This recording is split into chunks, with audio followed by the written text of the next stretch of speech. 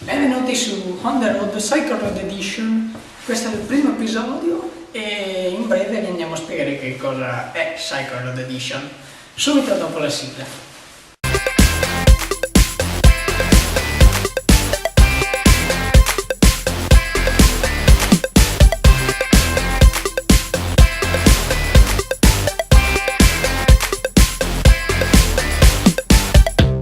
Eccoci qua, come On The Road vi spiegava, vi faceva vedere i posti più belli del mondo, ora è venuto il momento di tornare a Padova, e dove se non nelle ciclabili. Padova è piazzata ad un buon posto sulle ciclabili rispetto alle altre città italiane. Ecco, cosa serve ad un ciclista per essere un buon ciclista?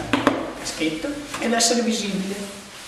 Questi sono i preconcetti per partire per la nostra avventura insieme. Andiamo a visitare ora le piste ciclabili di Padova e provincia. E via che si parte, eccoci qua sulla ciclabile che porta da Tencarola a Padova. Qui siamo su via Padova, l'enorme via, e iniziamo appunto su questa bella ciclabile che, come possiamo vedere, è distanziata da appunto la strada su una corsia a parte, e possiamo vedere che dall'altro lato, verso la destra, ha anche una corsia per i pedoni ben segnalata e addirittura con un colore diverso. Eccoci qua e iniziamo il nostro giro su questa ciclabile che porterà appunto fino a Padova, ma noi la valuteremo appunto solo nell'area di Selvazzano e Tencarola. Bene, iniziamo e già troviamo qui il primo errore, perché osservate bene, eccolo qua, English Style, signori, hanno messo le frecce al contrario. Allegria, vabbè, se per un errore può anche capitare, cioè errare umano est, insomma. Ma andiamo avanti e cos'è? Un'altra, aia, vabbè, sempre English Style. Sto povero ciclista deve fare un po' d'attenzione, ma è un'altra, ma qua c'è, mi sa, l'imbianchino, guarda, ma c'è le strisce che era un po' ubriaco a sto punto, perché capisco un errore, capisco due, ma tre, ostia. Vabbè, e continuiamo e tac, dei paletti.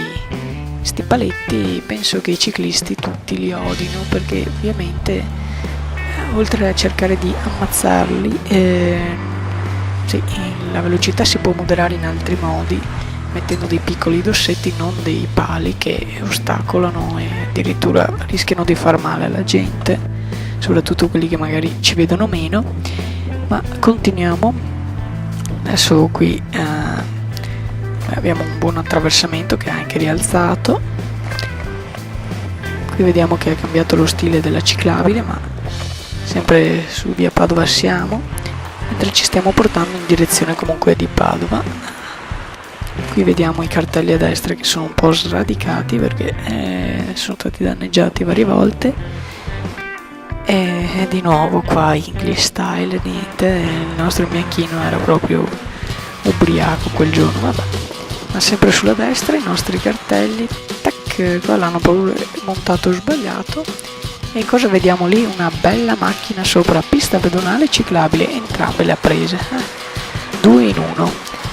E adesso qui ci portiamo un'altra verso la fine di Tencarola, perché da qui, a questo punto qui, come vediamo, cambia la ciclabile, perché cambia anche la competenza. Qui siamo sotto la competenza di Padova, nonostante appunto il cartello segni Padova lì, dove lo potete vedere. Eccolo qui il cartello che segna Padova, e qui appunto siamo sotto la competenza. E qui adesso un altro incrocio, e cosa vediamo? Manca un cartello, qualcuno ha scritto stop con una mole artistica nata per due volte addirittura, e un altro cartello sfasciato. Diciamo che lì lo stop non c'era, è stato messo e era alquanto abusivo, perché secondo le norme del codice della strada non ci dovrebbe essere uno stop in quel punto. Continuiamo, e qui un'anomalia dove è finita la pista per i pedoni, per non espropriare 5 metri qua di siepe, l'hanno proprio tagliata fuori. Ma adesso iniziamo a valutare la nostra pista ciclabile che abbiamo fatto finora, e quindi con i nostri criteri di valutazione togliamo 6 punti per la segnaletica, perché ovviamente l'avete vista, 4 per la manutenzione perché è abbastanza tenuta bene, Poi 2 per gli ingombri, come ingombri intendiamo anche gli autoveicoli, e 9 punti li guadagna per la sicurezza, avendo quasi un totale di 6,5, che è un punteggio abbastanza buono.